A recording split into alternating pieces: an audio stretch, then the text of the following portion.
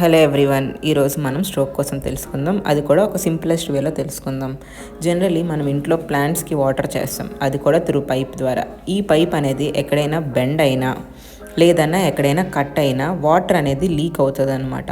So ఈ water leakage వల్ల మనకి వాటర్ అవుట్పుట్ అనేది తగ్గిపోతుంది. దానివల్ల ప్లాంట్స్ అనేవి డ్రై అయిపోతాయి. సేమ్ అలానే మన బ్రెయిన్ కూడా వర్క్ అవుతుంది. మన బ్రెయిన్లో ఉన్న బ్లడ్ వెసల్స్ని పైప్ అనుకుందాం. ఈ పైప్ ఎక్కడైనా లీక్ అయితే దాన్ని మనం హెమరేజిక్ స్ట్రోక్ అంటాం అనమాట. అంటే బ్లడ్ అనేది బయటికి స్పిల్ అవుతుంది. అండ్ బ్లడ్ ఎక్కడైనా క్లాట్ అయితే దానివల్ల బ్లడ్ ఫ్లో అనేది బ్రెయిన్కి వెళ్ళదు. దాన్ని మనం ఇస్కెమిక్ స్ట్రోక్ అంటాం. సో ఈ 2 స్ట్రోక్స్ని మనం ఎలా తెలుసుకోగలం? మనం ఎంత ఫాస్ట్గా తెలుసుకుంటే స్ట్రోక్ నుంచి అంత పర్మనెంట్ డ్యామేజ్ మనం ఆపగలం. ఫస్ట్లీ బీ ఫాస్ట్ అనే సినోనిమ్ గుర్తుపెట్టుకోండి.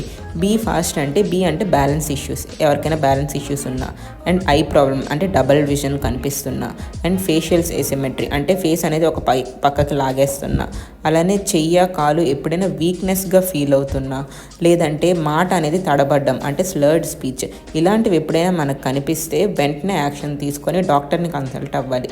ఎంత ఫాస్ట్గా కన్సల్ట్ అయితే అంత ఫాస్ట్గా రికవరీ ఉంటుంది. Follow us for more videos.